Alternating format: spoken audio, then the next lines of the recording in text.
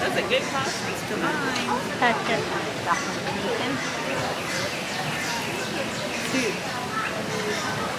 That's quite alright as well. Just shout out Sydney on your left or Sydney, what the heck is that on your right? And I'll know what you're talking about. Now, many of our animals are free roaming, so if you are planning on taking any photos and or videos today, make sure you have those cameras ready and are holding on to them tightly. Unfortunately, I won't be able to make me have an okapi back there.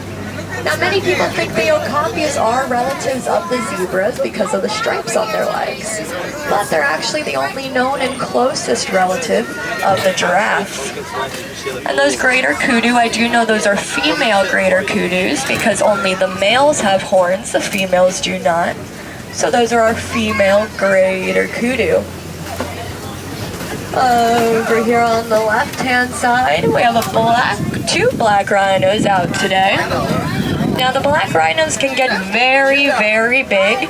They can be up to 3,000 pounds and charge at speeds up to 35 miles an hour.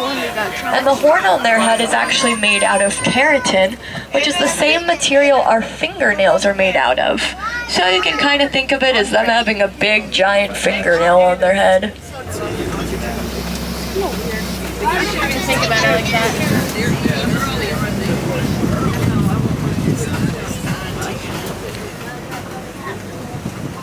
Now, those saddle-billed storks, those black and white birds we saw at the beginning, they have a wingspan of up to 9 feet. Just to give you a bit of an idea, that's the same width of the canopy right above your head, so their wings can get very wide. Back there on the left-hand side up on the hill, those reddish-brown colored animals are called bongos, and they actually have a nickname of being ghosts of the forest.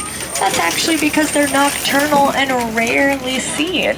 So congratulations, we all can say that we saw some ghosts out here on the reserve today. Now, the next part of the reserve that we're going to be entering is called Safi River. Now, many of the animals in Safi do call the water their home, so that's going to be the best place to keep an eye out for them. There's going to be one pool coming up on the right-hand side, but don't worry, there's going to be another pool on the left. But this is where you're going to want to keep your eyes peeled for our Nile hippos in the water. The Nile hippos will spend most of their time submerged under the water because it actually helps them with overheating. But even though they spend so much time underwater, here they are on the left, they actually can't swim. Instead, they go about the water by either walking or running along the bottom. And a group of hippos is called a bloat. But the white birds on the island with them are called pink-backed pelicans, and they will develop more of a pink color during mating season. But they're also considered colonizing nesters. That's because when they nest, they'll nest in pairs of 50 to 200 at a time. Now you're going to want to keep your eyes peeled as we cross the bridge coming up ahead on the left-hand side for our Nile crocodiles. That's right, they're going to be on the left-hand side.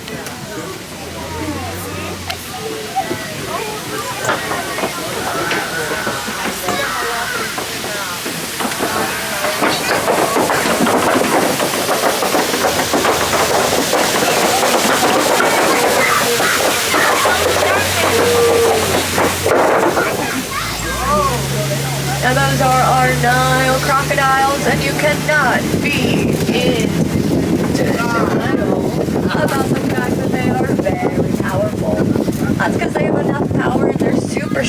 jaws to actually crush the bones of their prey.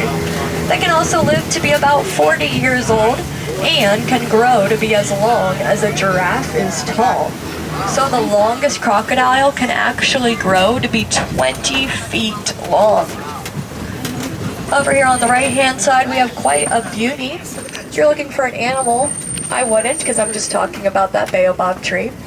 But that's because the baobab tree is very unique because it's able to withstand long periods of drought. It does this because it can hold water in its trunk, and it's leafless for up to 9 months out of the year, which also helps it conserve water. Now the next part of the reserve that we're entering is the savanna, and the savanna is home to some of the most famous animals in the world, so you want to keep an extra close eye out for some of our famous friends.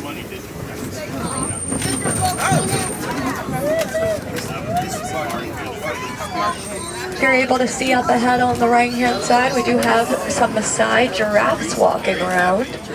Now the giraffes are the tallest animals in the world, reaching anywhere from 18 to 20 feet tall. But their heights aren't the only big things about them. That's because their long tongues that help them grab the leaves off the trees will grow to be 18 inches long, and their hearts can weigh in at 25 pounds. They're also one of the animals with the highest blood pressure.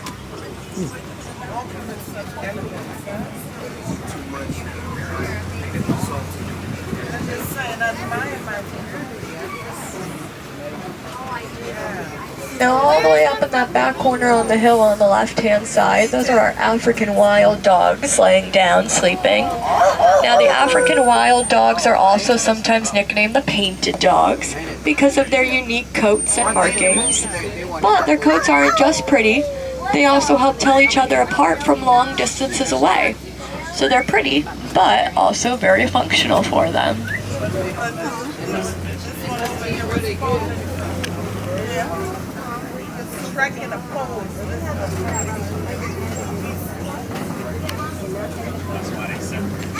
A group of giraffes, though, is called a tower, which makes sense because, you know, the whole height thing. All the way back there on the left-hand side, back by those trees in the shade, those are some of our sable antelope. They have that reddish-brown color to their coats, but the male's coats will actually darken as they get older.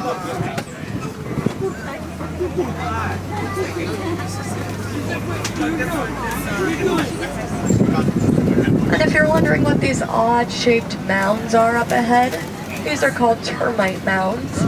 They're made up out of spit, soil, and dung, but they actually serve many different purposes for many different animals here on the savanna. For example, elephants love to use them as scratching posts. But once the elephants wear them down a little bit, antelope can then jump on top of them to look out for predators. So it's kind of like a big team effort. Everybody works, and then everybody gets a little piece of the prize.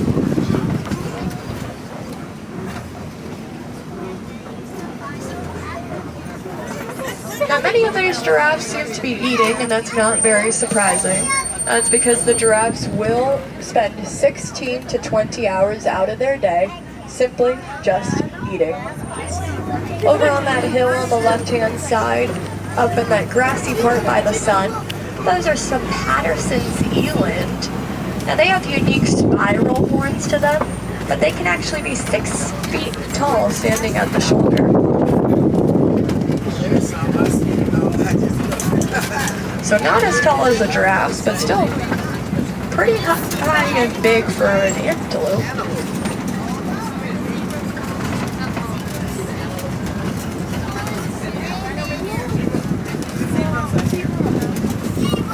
Coming up on our left-hand side, we have some Hartman's mountain zebras. And have you ever wondered if the zebras are black with white stripes or white with black stripes? There's actually a way to tell. You can tell by taking a look at their noses. When we look at their noses, it's kind of like we're getting a look at their skin. So these zebras, they have black noses, so we can then say that they're black with white stripes. And a group of zebras is called a dazzle. And that's because they like to dazzle their predators away by distracting them with their beautiful black and white stripes. They are very similarly shaped to horses, but they don't neigh like horses do. Instead, they actually make snorting noises and then couple that with their body movements, and that's how the dazzle communicates.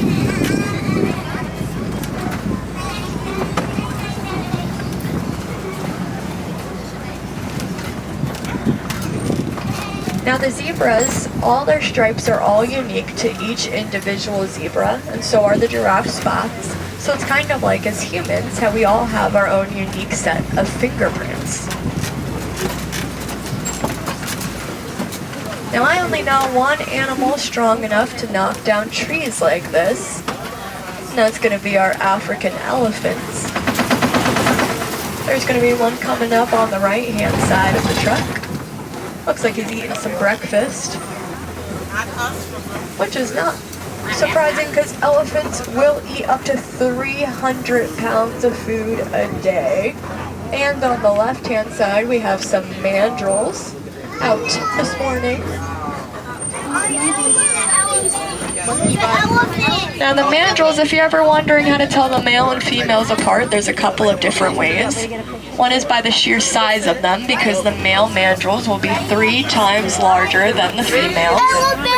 But the males are also the only ones to have the red and blue coloring on their face. But one of my favorite things about the mandrills is they actually have little pouches in their cheeks where they can store snacks for later, which I think is pretty convenient.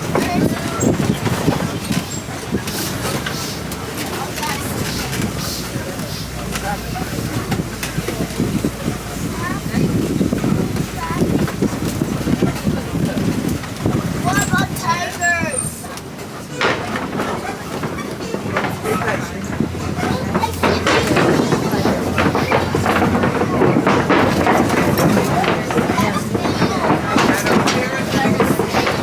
Elephants are actually very social animals. That's because the female and young elephants will spend most of their time together.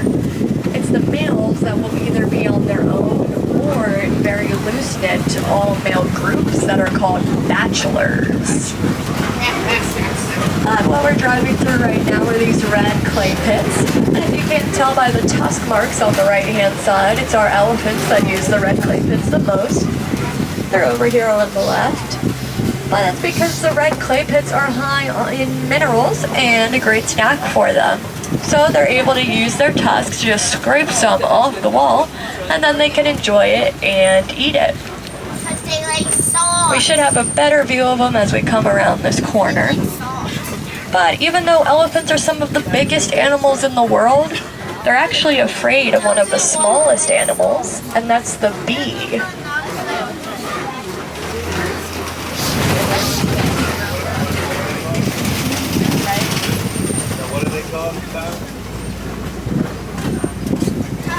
Here they are. Now the elephants actually love the baobab trees, and that's because if you remember I said earlier the trees' trunks are filled with water. So the elephants are actually able to puncture the trunks of the trees with their tusks, kind of like a juice box, and then get some of the water out. But the baobab trees have a couple of different nicknames. One is the tree of life. You may have seen an extra large version of that as we entered the park today. Just beyond the baobab tree on the right-hand side, those animals with the light brown coats and white bottoms are called springback. They get their name for their ability to spring up to 6 feet in the air when startled, or sometimes even 13 feet in the air when they're moving at the same time. Now another nickname the baobab trees have is the upside down tree. And that's because when you look at it, it does kind of look like the roots are coming out the top, but it's really just the branches without the leaves.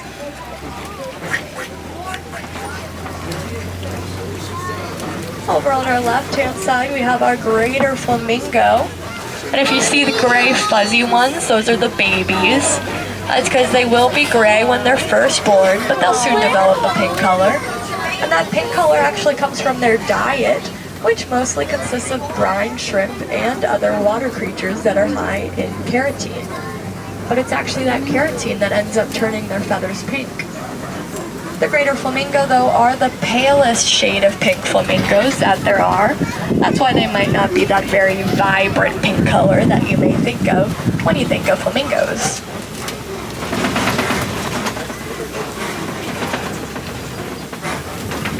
Over on the left-hand side, there's one last view of those elephants.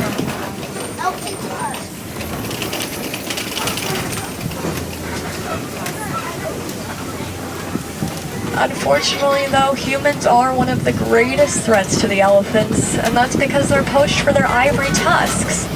There has been more recent research done, though, that there is a plant that has the same property of the ivory from their tusks. So companies are starting to implement more eco-friendly products using the plant instead.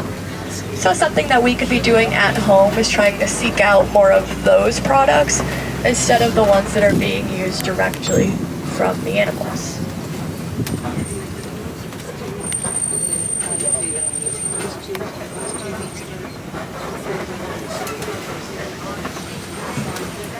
Now they are a bit hard to spot, no pun intended, but keep your eyes peeled on the left-hand side for our cheetahs. They can be all along this left-hand side. They are the fastest land animals, traveling at speeds up to 65 miles an hour in just 3 seconds. Now they won't be able to maintain that speed for very long, but it's definitely fast enough for them to catch whatever they need to. There's one walking around back there.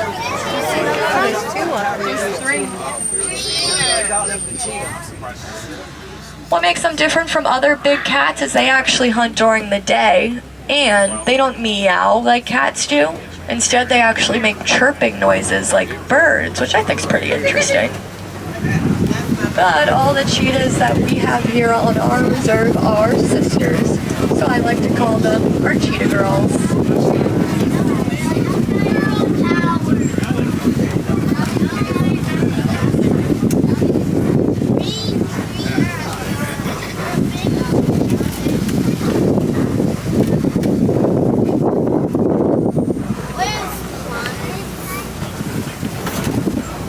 Now, many of our animals have different schedules throughout the day. Some may spend a lot of their time eating, like those giraffes that we saw, while others spend a lot of their time sleeping, like the lions over here on the left.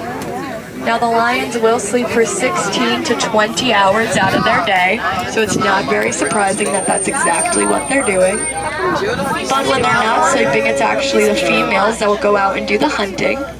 But over here on the right-hand side, we also have some white rhinos up on this hill. And the white rhinos are going to be much, much bigger than their friends, the black rhinos we saw earlier. That's because the white rhinos will grow to be 4,000 to 5,000 pounds. And we have a little guy on that dirt pathway on the right, and he's a soft buck. I'll tell you a bit more about him in a little bit because he's very, very special. But for those lions, the females will end up doing the hunting because oftentimes their prey is faster than them. So they normally end up working in a pair because they're more easily able to catch whatever they need to. And lion in Swahili is Simba.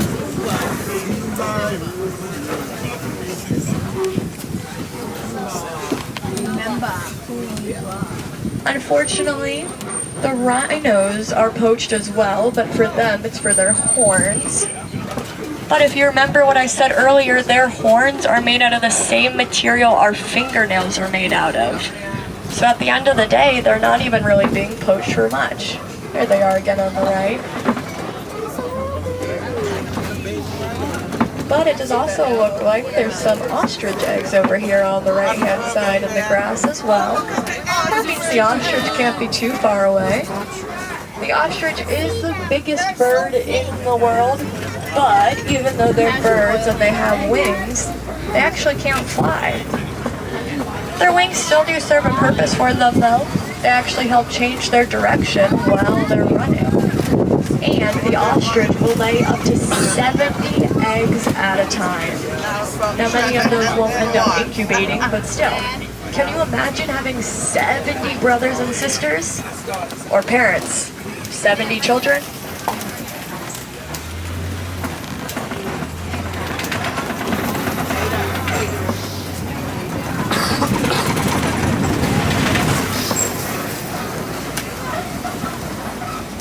As we come around to our warden's post over here on the left, it looks like our Nigerian dwarf goats are out. Now the Nigerian dwarf goats are one of the only other domesticated animals on the reserve. Now they're actually domesticated all over the world as dairy goats, and that's simply because people get thirsty. And their milk is very nutritious, high in nutrients, and a great lactose-free alternative. And their play, while it may be seen as roughhousing sometimes as they headbutt each other, it's actually used as a way for the goats to mature and determine dominance in the group.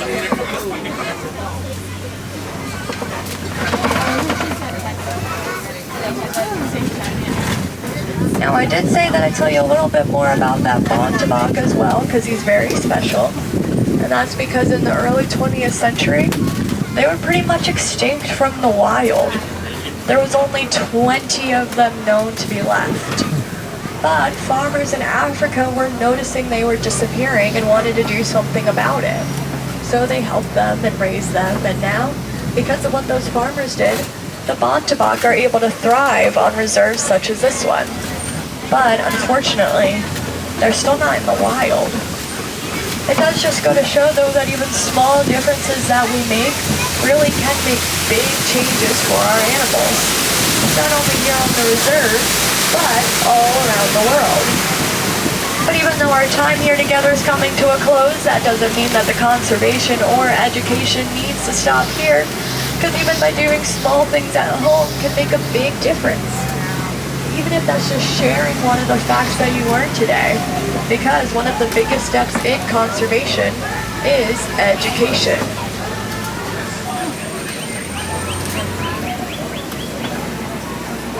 Or we could be practicing the 4 R's of conservation, which are reduce, reuse, recycle, and repurpose.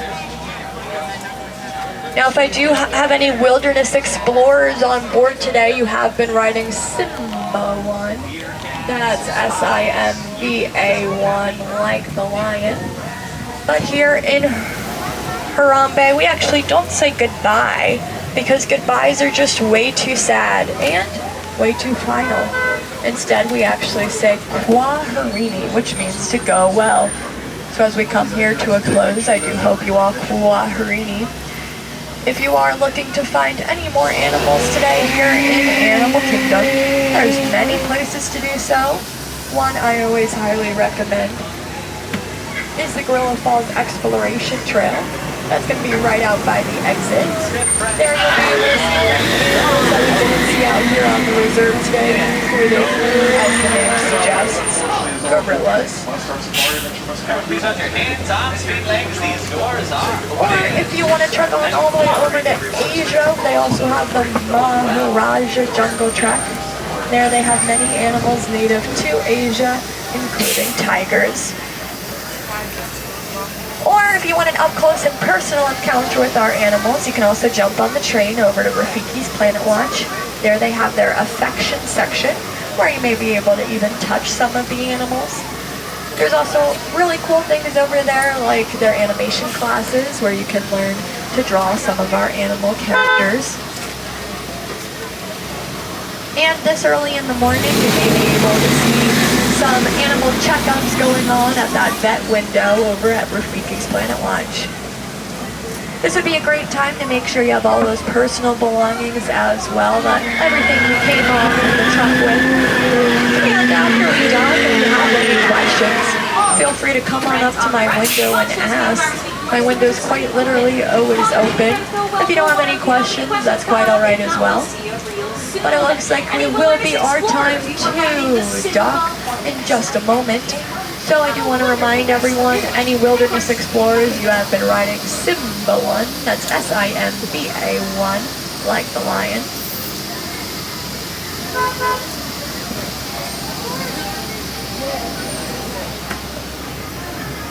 But I hope you all had a great time out there with me today, and a great rest of your day wherever your travels take you here in Animal Kingdom.